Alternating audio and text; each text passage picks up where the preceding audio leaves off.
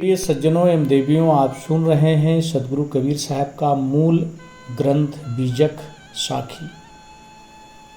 साखी प्रकरण में सदगुरु कबीर साहब कहते हैं जीव का रंग क्या है।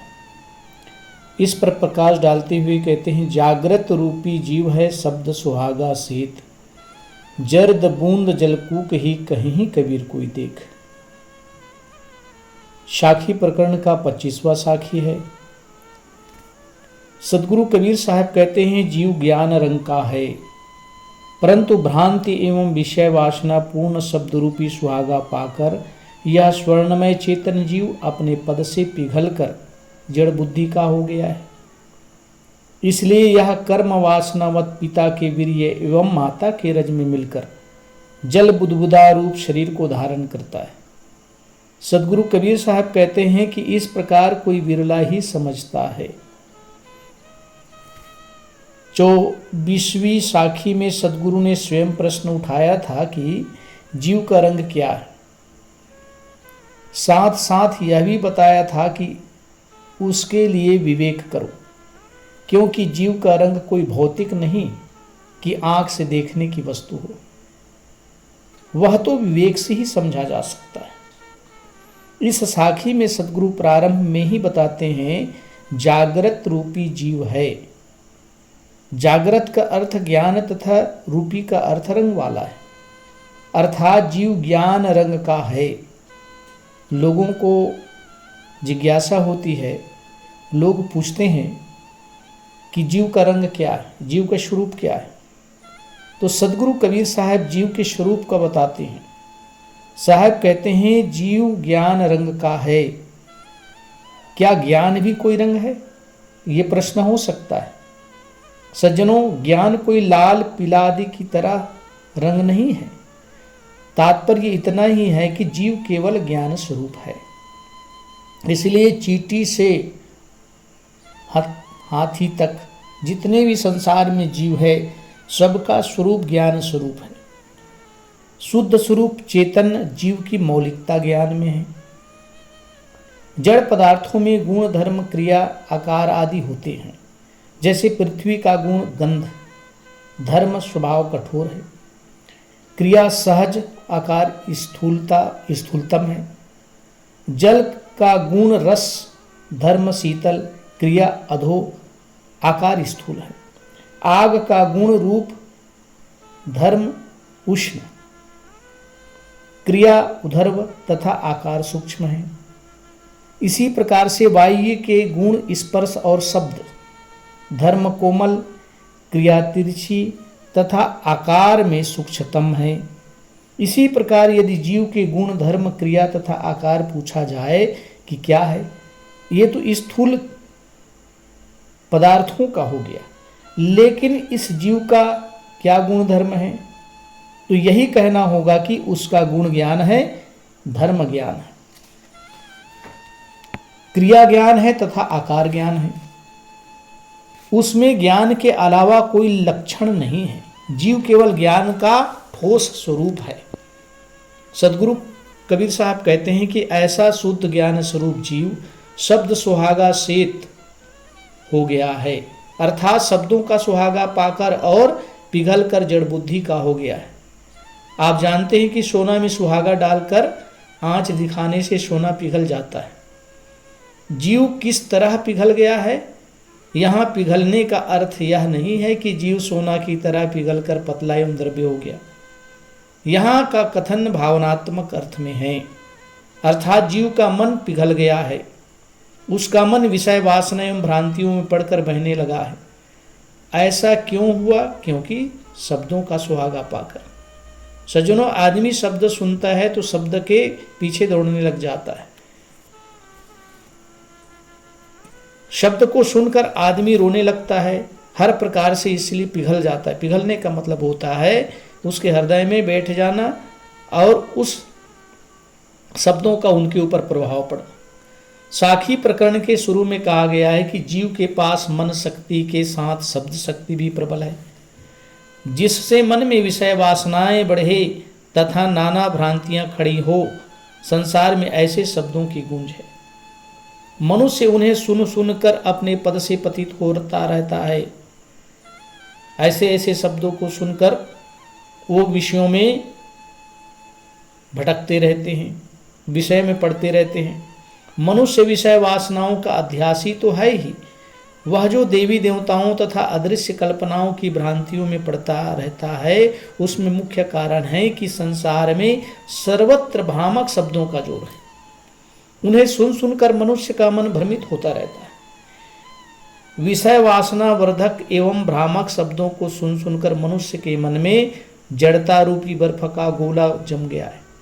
वह भ्रामक शब्दों को पाकर शीत हो गया, ठंडा हो गया एवं जड़ बुद्धि का हो गया है। इस जड़ता के कारण ही जर्द बूंद जलकूक ही, साहब उदाहरण देते हैं,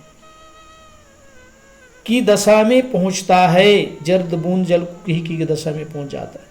यह भ्रमित जीव कर्म वासना वश माता पिता के रजवरज में मिलकर जल बुदबुदा रूप शरीर की रचना करता है।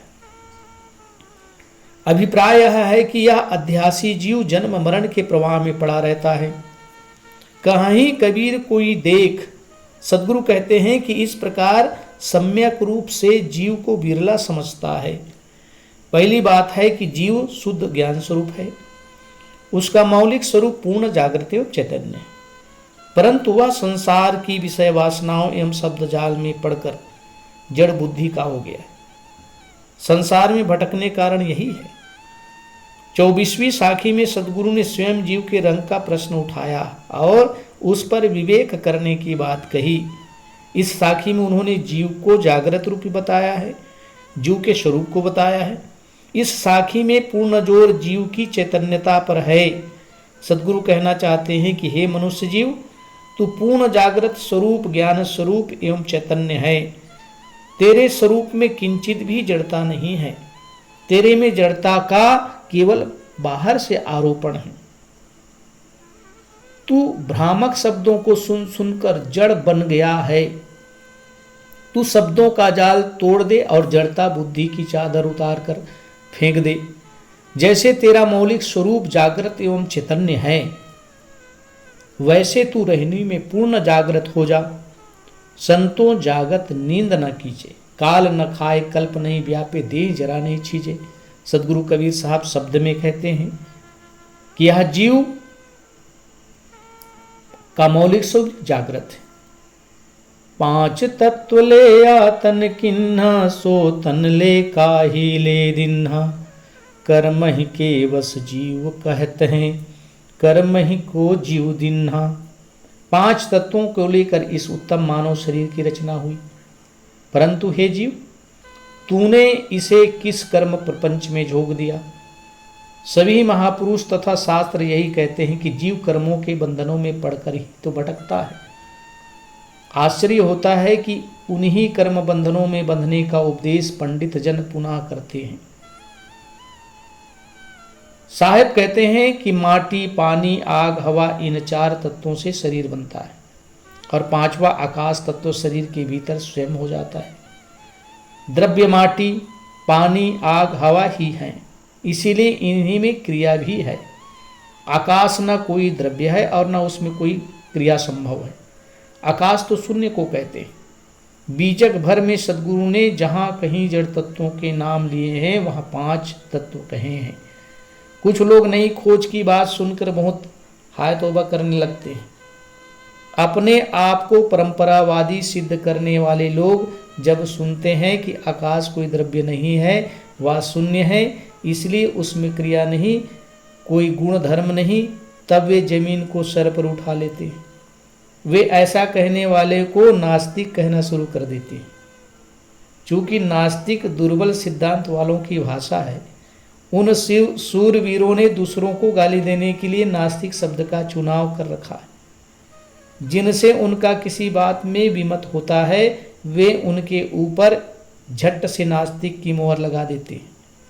परंतु उन भोलों को यह पता नहीं है कि उनसे भिन्न मत रखने वाले अनेक मतावलंबियों को ख्याल से वे भी स्वयं नास्तिक हैं। जो नई खोज का तिरस्कार करता है, वह अपने अनजाने में कबीर साहब का ही तिरस्कार करता है।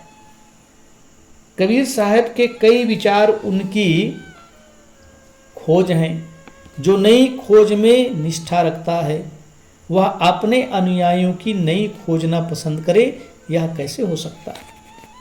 अपने आप को परंपरावादी कहने वाले लोग यह कहते हैं कि आकाश में क्रिया नहीं है। बुद्धि का थोड़ा भी प्रयोग करने से सहज समझा जा सकता है कि कोई भी जड़ द्रव्य बिना क्रिया के नहीं रह सकता है। जब आकाश द्रव्य है तब उसमें क्रिया क्यों नहीं है? और जब आकाश में क्रिया नहीं तब वह द्रव्य कैसे है? जब आकाश द्रव्य नहीं और उसमें कोई क्रिया नहीं तब उसमें किसी प्रकार के गुणधर्म कैसे सिद्ध होंगे? परंपरावादी होने का स्वाभिमान रखने वाले लोग कहते हैं कि शास्त्रों में शब्द गुण आकाश का बताया गया है। इसके उत्तर में प्रसिद्ध विद्वान डॉक्टर संपूर्णानंद लिखते हैं कि शब्द का अर्थ स्वप्न, शब्द का अर्थ होता है स्वर्ण, उस प्रकार का सम्मित जो दो क्षैत वस्तुओं के टकराने पर होता है माना जाता है और श्रवण इंद्रिय उसका ग्राहक मानी जाती है। यह बात ठीक है, परंतु स्वर्ण का क्षेत्र तो बहुत संकुचित है। वैज्ञानिक प्रयोगों से सिद्ध है कि यदि किसी प्रकार के आघात के कारण कोई वस्तु प्रकंपित हो उठे और उसके चारों ओर कोई ऐसा ठोस या तरल माध्यम हो जो हमारे कान तक पहुंचता हो, तो उस माध्यम में एक प्रकार की लहर उत्पन्न होती है जिसके फलस्वरूप हमको स्वर्ण संवित होता है। तो सदगुरु कबीर साहब कहते हैं कि आकाश में कोई गुण धर्म नहीं है, लेकिन आकाश तत्व तो मान लिया जाता है। सदगुरु ने भी यहाँ कहीं जड़ तत्वों के नाम लिए हैं तो निश्चित ही 5 कहे हैं, परंतु उन्होंने जहाँ तत्वों की क्रिया बताई है वहाँ 4 तत्वों का वर्णन किया है। गीताकार लिखते हैं कि इस आत्मा को न शस्त्र काट सकते हैं, न आग जला सकती है, न पानी गीला कर सकता है और न वायु उसे सुखा सकता है। शस्त्र पृथ्वी तत्व से बना है और अन्य अग्नि, जल तथा वायु के नाम लेकर गीताकार कहते हैं कि ये चारों तत्व जीवात्मा पर अपना प्रभाव नहीं डाल सकते क्योंकि वह अजर अमर है। आकाश कोई द्रव्य न होने से न उसमें क्रिया है और न उसका किसी पर कुछ प्रभाव पड़ता है, इसलिए उसका यहाँ नाम ही नहीं लिया गया। सज्जनों, 5 तत्वों में एक तत्व आकाश क्रियाहीन है, इसलिए उसका वर्णन यहाँ नहीं किया गया। दूसरे 4 तत्व पृथ्वी, जल, अग्नि, वायु की क्रियाएं आत्मा पर प्रभाव नहीं डाल सकती। अस्त्र द्रव्य से बना हुआ होता है, जो पृथ्वी है आत्मा की अखंड सत्ता है, शस्त्र उसकी क्षति नहीं कर सकता। सदगुरु कबीर साहब कहते हैं 5 तत्व ले यातन किन्ना, सो तन ले काहे ले दीना। 5 तत्वों के लेकर तूने कर्मों के बल से इस उत्तम मानव शरीर की रचना की जिससे तू मोक्ष साधना कर सकता है, परंतु तू इसे लेकर कहाँ दे दिया? इस मोक्ष साधन शरीर को तू किस कर्म प्रपंच में लगा रहा है? जिस मानव शरीर से बंधन काटने का काम करना चाहिए उसे बंधन बना रहा है। कर्म ही केवश जीव कहत है, कर्म ही को जीव दिन्हा। सभी संप्रदाय के साधक, पंडित तथा पुरोहित यही कहते हैं कि जीव कर्म के वश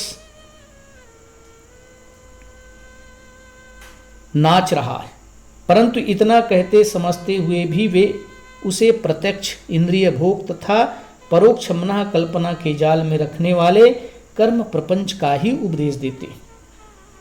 वे उसे कर्मों के आयाम से ऊपर उठकर अपरोक्ष अविचल स्वरूप स्थिति का उपदेश नहीं देते, जहाँ सर्व दुखों का सर्वथा के लिए अंत है। इसमें मूल कारण है उपदेष्टाओं का स्वरूप अबोध। जो जाको मर्म न जाने सो ताको काह कराए। इसीलिए उपदेष्टा लोग आत्मा के रहस्य को नहीं जानने के कारण उसका उपदेश नहीं करते।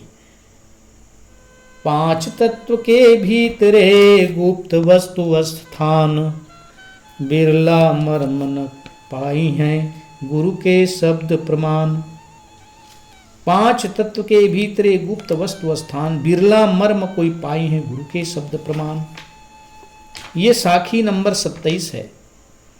इस 27वें साखी में सदगुरु कबीर साहब कहते हैं 5 तत्वों से बने इस शरीर के भीतर स्थान में एक अदृश्य ज्ञान स्वरूप चेतन जीव निवास करता है, परंतु सद्गुरु के निर्णय वचनों के प्रमाणों से कोई विरला उसका भेद ठीक से जान सकता है। बहुत ही गंभीर, बहुत ही मार्मिक शब्द हैं। साहब कहते हैं, सामान्य लोग यही समझते हैं कि यह जड़ तत्वों से निर्मित शरीर ही सब कुछ है। जो अज्ञानी आदमी है ये जड़ से बना हुआ शरीर को ही सब कुछ समझते हैं, परंतु विचार करने पर साधारण आदमी भी इस बात को समझ सकता है कि इस जड़ काया को चलाने वाला इसमें भिन्न चेतन जीव है, जो इस शरीर में रहकर इसे उसी प्रकार चलाता है जैसे गाड़ी में बैठकर गाड़ी का चालक गाड़ी को चलाता है। यद्यपि वह आँख से नहीं दिखता, तथापि वह अखंड ज्ञान स्वरूप पदार्थ है। जैसे वायु पदार्थ होते हुए भी आँखों से नहीं दिखता, वैसे जीव स्वतंत्र पदार्थ होते हुए भी नहीं दिखता। जो सबको देखता है वो दिखेगा कैसे? जैसे त्वचा में लगने से और वृक्षादि हिलने से वायु का ज्ञान होता है, वैसे देहों में सुख दुख का ज्ञान करने वाला होने से जीव का ज्ञान होता है। इस शरीर के भीतर आत्मा है, इस शरीर के भीतर मैं हूँ। आत्मा मैं के रूप में विराजमान है, लेकिन ये कोई नहीं कहता कि इस शरीर के भीतर में मैं नहीं हूँ। जो बोलने वाला है वही तो मैं, वही तो आत्मा। सदगुरु कबीर साहब कहते हैं, उसके लिए निकल जाने पर शरीर में कोई ज्ञान नहीं होता। आत्मा के निकल जाने पर शरीर में कोई ज्ञान नहीं होता। शरीर नाशवान है, चेतन जीव अविनाशी है। यह प्रत्यक्ष विवेक का विषय है। इस तत्वज्ञान का समस्त भारतीय वाड्मय समर्थन करता है। इस्लाम भी इस बात पर हस्ताक्षर करता है। प्राचीन दार्शनिक जनाब गजाली लिखते हैं, शरीर तेरे अपने लक्षणों स्वरूपों में नहीं है, इसलिए इसका नष्ट होना तेरा अपना नष्ट होना नहीं। मिट्टी, पानी, आग, हवा आदि कहें या ऑक्सीजन, हाइड्रोजन, नाइट्रोजन आदि कहें, जो कुछ कारण तथा कार्य पदार्थों के रूप में जड़ तत्व फैले हैं, सब केवल जड़ हैं। परंतु हर आदमी यह अनुभव कर सकता है कि मैं जड़ नहीं हूँ, चेतन हूँ। अपने आप का अनुभव सब समय आप सबको होता है। मैं हूँ यह सबको पता है, परंतु बिना सद्गुरु के उपदेश के इसका ठीक से बोध नहीं हो सकता। कैसा आश्चर्य! जानते हुए जीव अनजान बना रहता है। स्वयं होते हुए स्वयं का ज्ञान तत्वतः नहीं रहता। ये शरीर में मैं हूँ, मैं अजर अमर अविनाशी हूँ, ये जीव जानते हुए भी अनजान बना बैठा है। इनके लिए आत्मज्ञानी गुरु की आवश्यकता होती है। सदगुरु कबीर साहब कहते हैं, सत्य इच्छुक को चाहिए कि वह किसी बोधवान सदगुरु के पास जाकर विनम्रता पूर्वक सेवा करते हुए उनके सत्संग द्वारा स्वरूप के रहस्य को समझे। सब कुछ जाना किंतु अपने को नहीं जाना, सब कुछ पाया किंतु अपने को नहीं पाया, तो उसका सब जानना और पाना निरर्थक। संसार में प्राणी पदार्थ मिलते हैं, ये बिछुड़ जाते हैं, छुड़ जाते हैं, ये नाशवान, ये अविनाशी को जाना नहीं, सन अविनाशी को पाया नहीं, तो क्या पाया। स्वरूप ज्ञान सर्वोच्च ज्ञान है तथा स्वरूप स्थिति सर्वोच्च उपलब्धि है। इसलिए सदगुरु कबीर साहब जीव के रहस्य को समझाते हैं, जीव के स्वरूप को स्पष्ट करते हैं कि ये जीव जागृत रूपी है, ज्ञान स्वरूप है। अगर ऐसा जीव समझ ले तो इनके सारे भवबंधन यही मिट जाएंगे।